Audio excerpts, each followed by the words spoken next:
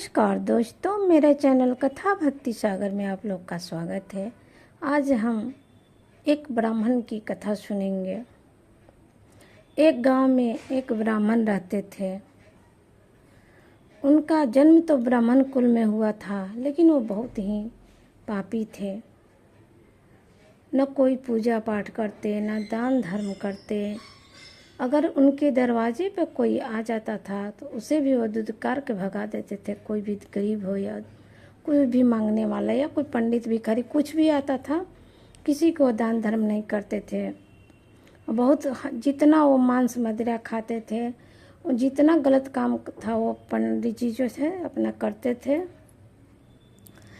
और उनका जीवन पोषण कैसे चलता था, वो जगह जगह पत्ता, जंगल में जाके पत्ता तोड़ते और पत्ता को बेच के वो अपना गुजारा करते, अपना खाने पीने के लिए करते। दिन में खाते पीते, रात को अपना उसी पत्ते को जो बेचे हुए पैसे से अपना मदिरा पान करते। मतलब वो हर तरह के बुरी संगत में रहते थे। एक दिन वो पंडित जी गए थे पत्ता तोड़ने के लिए जंगल में, तो उन्हें एक सर्प ने, विषैले सर्प ने डस लिया और उनके प्राण निकल गए। वहाँ पर तभी यमराज के दूत आए, वहाँ पर उनके प्राण को ले गए अपना स्वर्गलोक में। वहाँ गए तो चित्रगुप्त जी थे, उसके अपना पूरा जीवन का नाप तोल करने लगे। उन्होंने कहा, चित्रगुप्त जी उन्हें कहा कि धर्मराज जी से कि प्रभु, ये तो बिल्कुल पापी है। इसने आज तो कोई भी एक पुण्य का काम नहीं किया है, ना तो किसी का पूजा पाठ किया है, ना कोई दान धर्म किया है। इसके दरवाजे पर भी भूखा भिखारी कोई भी आता, उसको भी ये दुत्कार देता था, ये मांस मदिरा खाता था, पीता था। जितना गलत काम है वो सब किया है। तब धर्मराज जी ने अपने दूतों को कहा कि इसे नरक कुंड में डाल दो। नरक कुंड में डालने के बाद पंडित जी को बहुत सालों के बाद उनको फिर जन्म हुआ एक धरती पर। तो किस रूप में हुआ? बैल के रूप में हुआ धरती पर उनका जन्म। बैल के रूप में हुआ तो जो उनका मालिक था अपना खूब उनसे काम कराता था, बैल से खेत जुताता, सामान ढोने का काम कराता था।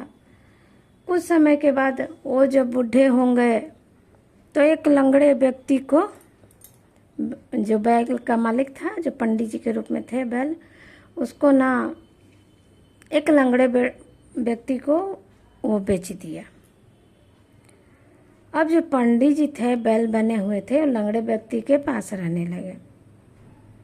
लंगड़ा व्यक्ति क्या करता, उनके उसी के ऊपर, बैल के ऊपर बैठ के कहीं आता जाता, इस तरह से वो उनका काम अपना लेने लगा।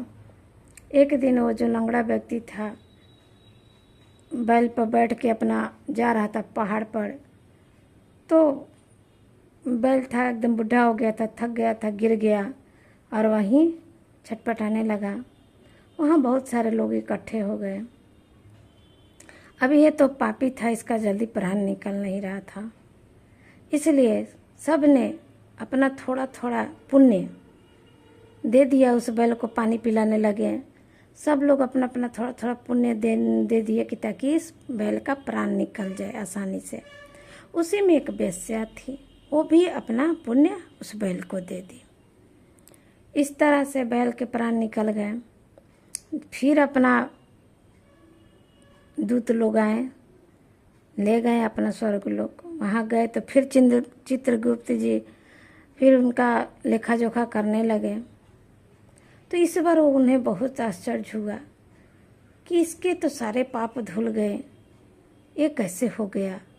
जो सबने थोड़ा थोड़ा अपना दान किया था पुण्य को, जिससे उस बैल के पाप धुल गए थे, और सबसे ज़्यादा पाप धोने वाला दान था उस वेश्या का। इस तरह से पाप धुल गए। फिर कुछ समय वहाँ रहने के बाद फिर वो धरती पर दोबारा जन्म लिए। जब धरती पर दोबारा जन्म लिए तो उन्हें पूर्व जन्म की बातें याद थी। जब वो धरती पर आए, बड़े हुए, तो उन्होंने उस वेश्या को ढूंढने लगे। वो सोचने लगे वो कौन सा चीज़ था, उसने कौन सा मुझे पुण्य दिया था जिससे मैं मेरे सारे पाप धुल गए। ढूंढते ढूंढते उस जगह पे गया, वहाँ वो वेश्या मिली, बूढ़ी हो गई थी। अब उन्होंने जाके पंडित जी जो थे वेश्या को प्रणाम किए और उसके पैर में गिर गया और पूछने लगी कि आप हमको बताइए वो कौन सा ऐसा पुण्य आपने हमें दिया था जिससे मेरे सारे पाप धुल गए। वेश्या बोली, मैं तो वेश्या थी, मैं ऐसा आपको कौन सा पुण्य दूंगी। मेरे घर एक तोता है, वही तोता एक शब्द रटते रहता है, एक मंत्र बोलते रहता है, वही मैं भी सुनते रहती हूँ, बोलते रहती हूँ, वही आपको मैंने पुण्य दिया था। फिर वो लोग तोता के पास गए। तोता के पास गए तो तोता से बोले कि अच्छा बताओ तोता, तुमने वो कौन सा मंत्र दिया था वेश्या को जो हमेशा बोलती है या तुम बोलते रहते हो। तब तोता बोला कि इसके पीछे भी एक बहुत लंबी कहानी है, मैं आप लोग को सुनाता हूँ। पूर्व जन्म में मैं एक ब्राह्मण था, लेकिन ब्राह्मण तो था लेकिन मुझे बहुत, मैं विद्वान ब्राह्मण था, मुझे बहुत घमंड था। मैं अपने से बड़ों को कभी इज्जत नहीं देता था, हमेशा उन लोग का तिरस्कार करता था। इस कारण मरने के बाद भी मैं नरक लोक में चला गया।